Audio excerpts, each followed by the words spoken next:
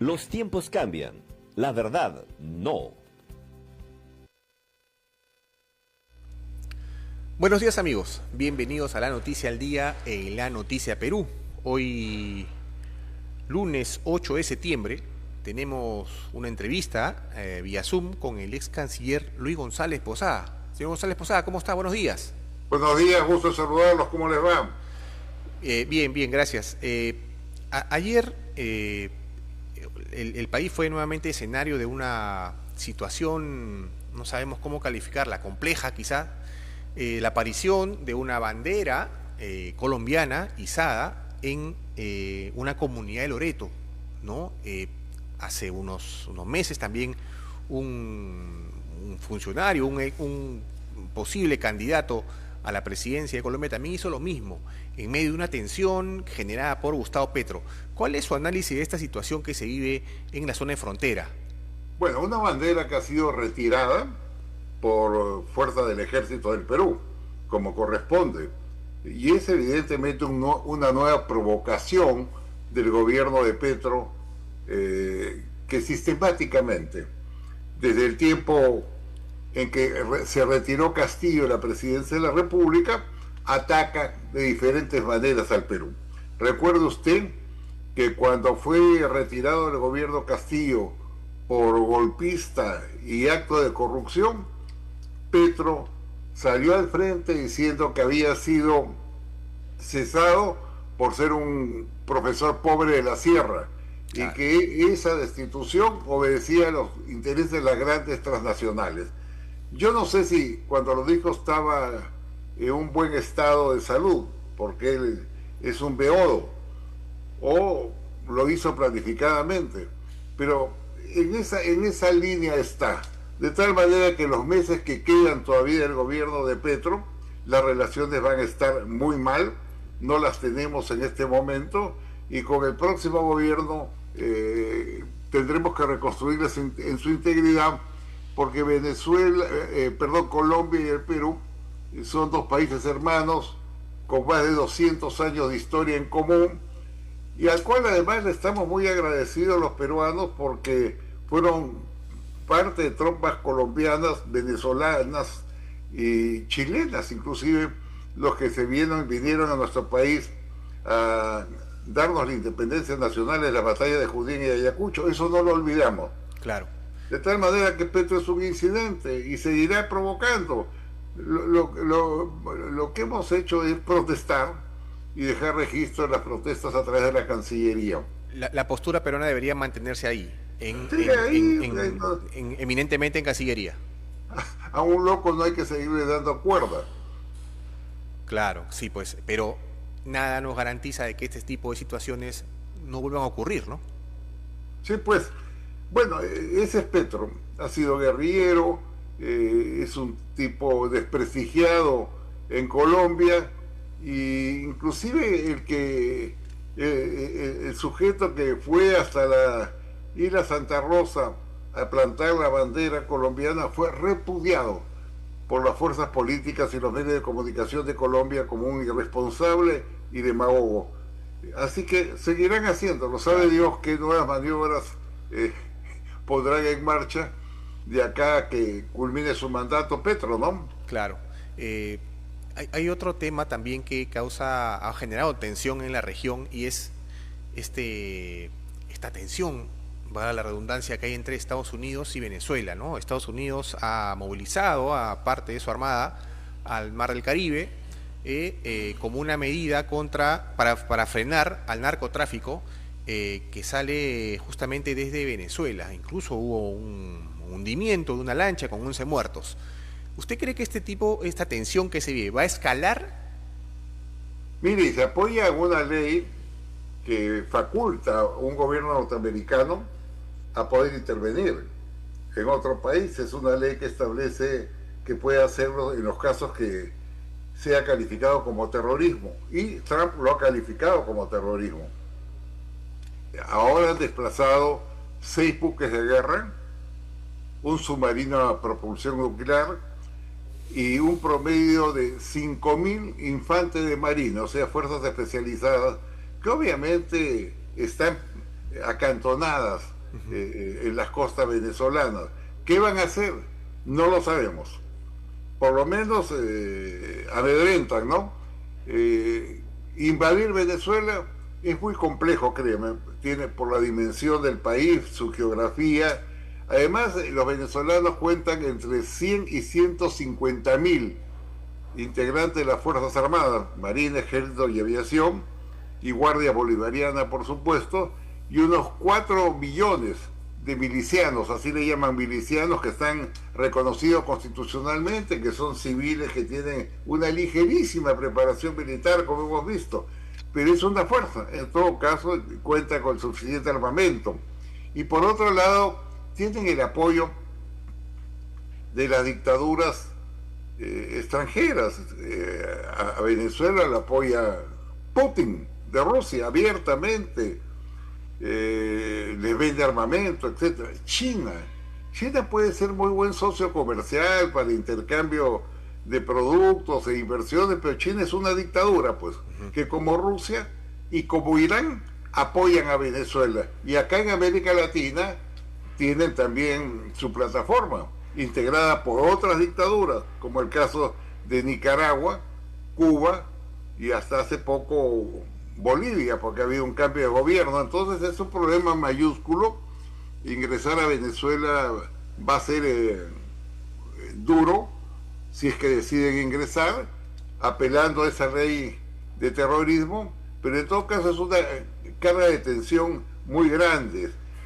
Claro. Yo leía antes también un informe que, entre otras excentricidades, te dicen que Venezuela tiene el número de efectivos que le digo, pero tiene 2.000, repito, 2.000 generales y almirantes, que además controlan los militares más del 40% del Consejo de Ministros. O sea, Venezuela es una sociedad militarizada.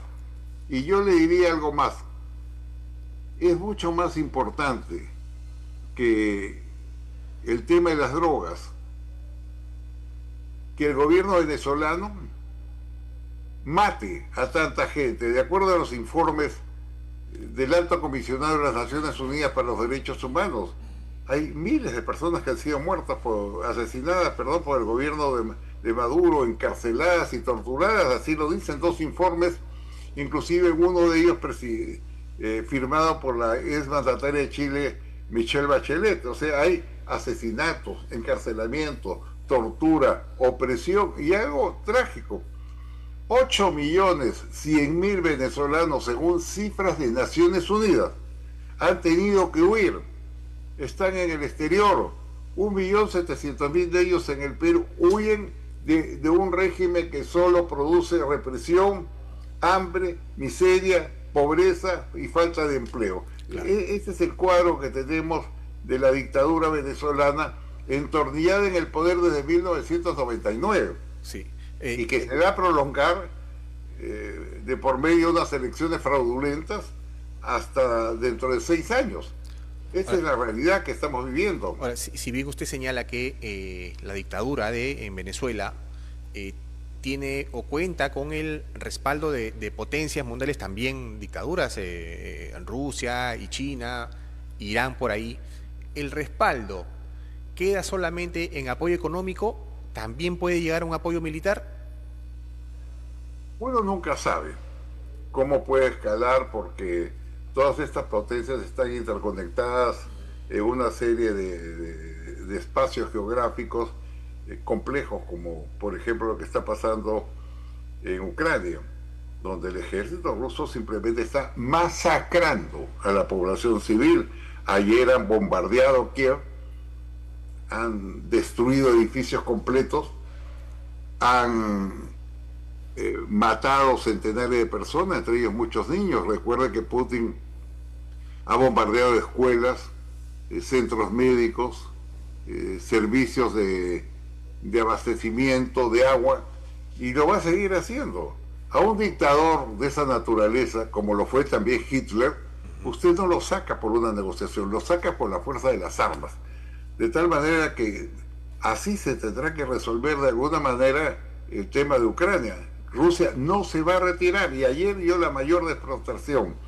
¿no? Mientras Trump decía que estaban avanzando, la respuesta fue bombardear Kiev, lo cual pues deja muy mal parado al presidente de los Estados Unidos, ¿no? Claro, porque Trump se ha vendido, bueno, y durante su campaña se vendió como el pacificador, ¿no? El mediador, que él resolvía este tipo de conflictos lo más pronto posible. Sin embargo, han pasado los meses y si bien ha habido reuniones, lo que menos ha habido es oídos a las propuestas de Trump. La postura de Putin se mantiene firme. No va a haber ningún diálogo y ni una paz hasta que terminen doblegando a Ucrania. Sí, así es, ¿no? Mire, Venezuela y Ucrania solo dan grandes pruebas de fuego para el presidente de los Estados Unidos. Y esas dos grandes pruebas de fuego está fracasando. En Ucrania no ha podido hacer que las fuerzas rusas se replieguen, más bien avanzan. Y en Venezuela tampoco ha podido hacer nada con el gobierno de Maduro, que se mantiene a sangre y fuego. Han hecho intentos, yo me acuerdo que hace un tiempo Richard Grenell, representante del presidente de los Estados Unidos, viajó a Venezuela, se tomó fotos con Maduro para llegar a un acuerdo de que devuelvan a su país las personas que habían mandado a Estados Unidos a El Salvador, detenidos, y lo hicieron.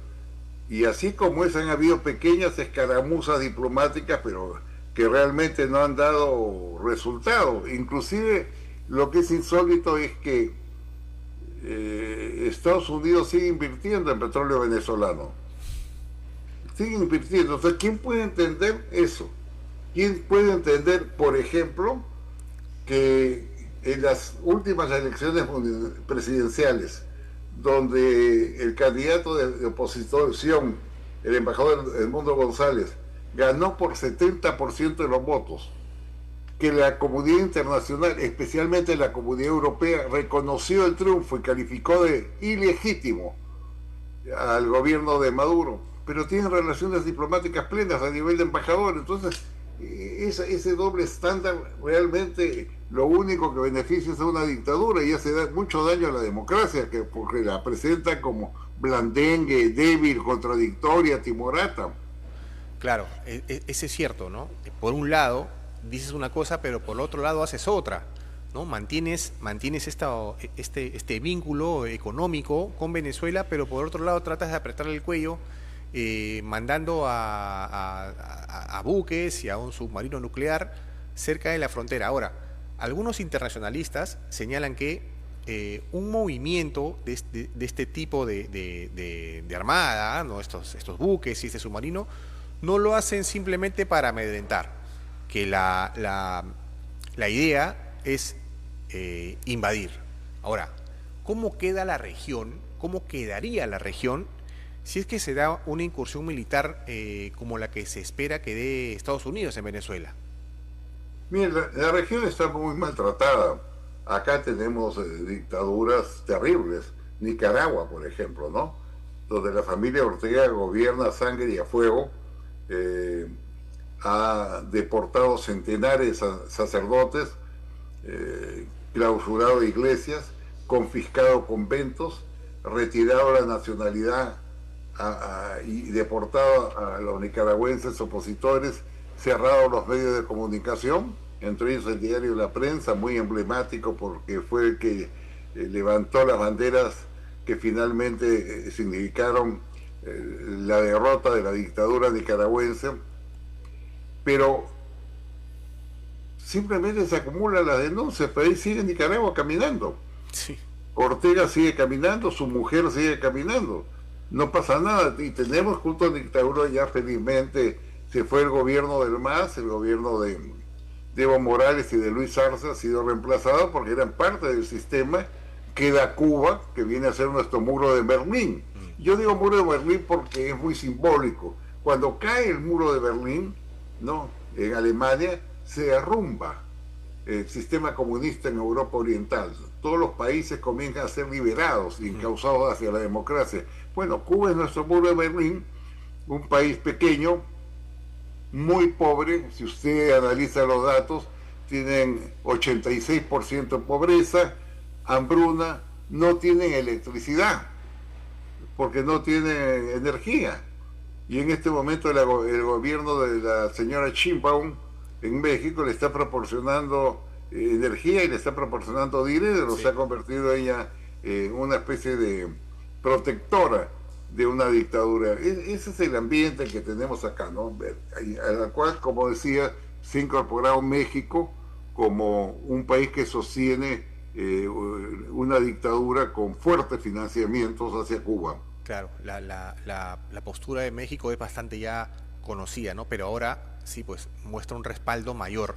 Señor González Posada, para cambiar de tema y para ir terminando también la entrevista, en el país hay un sector, incluso desde el mismo gobierno, que está impulsando el retiro del Perú de la Corte Interamericana de Derechos Humanos.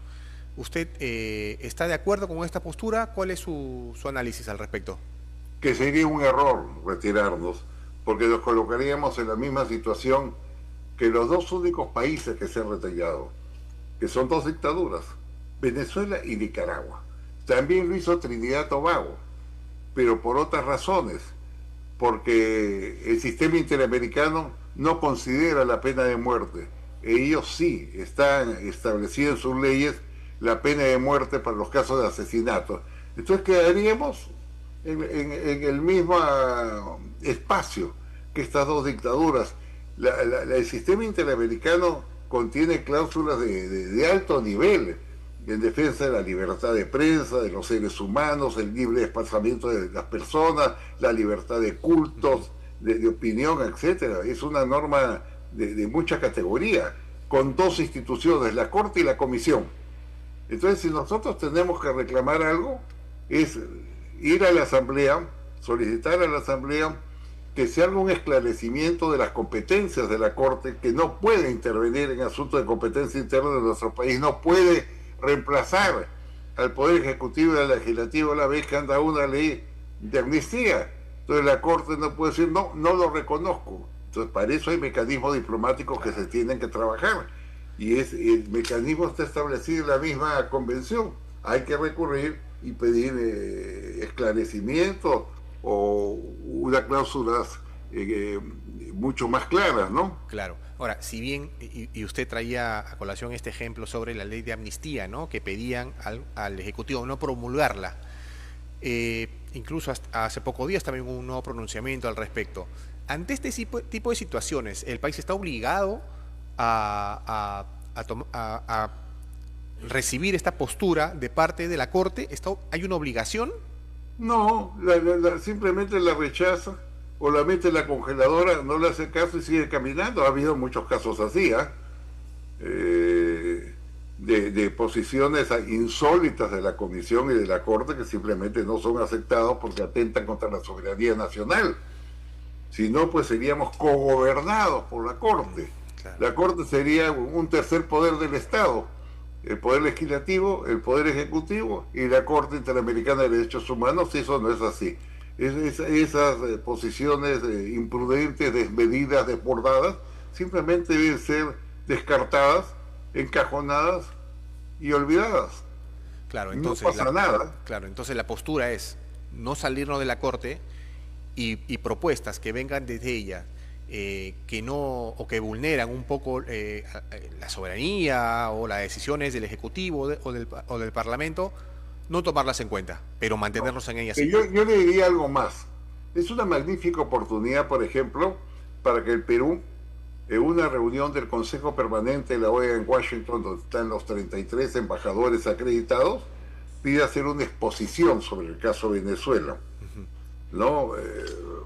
Para señalar el drama que está viviendo este país y naturalmente aprovechar el evento para escuchar la voz de disidentes democráticas muy respetadas como la señora María Corina Machado. Entiendo que lo ha pedido el gobierno de los Estados Unidos, pero no ha tenido respuesta. Ese es un foro político y como foro político tiene que ser un centro de intercambio de ideas, de informes, etcétera. Yo creo que en esa reunión se puede, digamos, proyectar internacionalmente la existencia de un régimen bárbaro, pero también corrupto, como el de Venezuela, y se puede escuchar la voz de las disidencias que son sistemáticamente hostilizadas o perseguidas por la dictadura venezolana. Claro, bueno, veremos pues cómo se mueve este tema, porque hay bastantes corrientes que están impulsando la salida del Perú de la Corte. Sin embargo, también hay un sector fuerte que apoya la postura que usted tiene de mantenernos en ella, pero simplemente situaciones que ellos propongan, simplemente no hacerlas caso y encarpetarlas. Veremos pues cómo se mueve este tema en las próximas semanas. Señor González Posada, queremos agradecer la entrevista. Muchas gracias, Carlos. Un abrazo a usted y naturalmente a los lectores y televidentes de la noticia. Gracias. Muchas gracias. Buen día. Bien, amigos, estuvo con nosotros el ex canciller Luis González Posada, con quien hemos hablado no solamente del tema de la Corte Interamericana de Derechos Humanos, sino esta tensión que se vive en la región con la presencia militar de Estados Unidos en el Caribe, frente casi a las costas venezolanas. Vamos a ver también cómo se mueve este tema, si es que finalmente hay una incursión militar en Venezuela. Nosotros volveremos ahora con más entrevistas. Los tiempos cambian, la verdad no.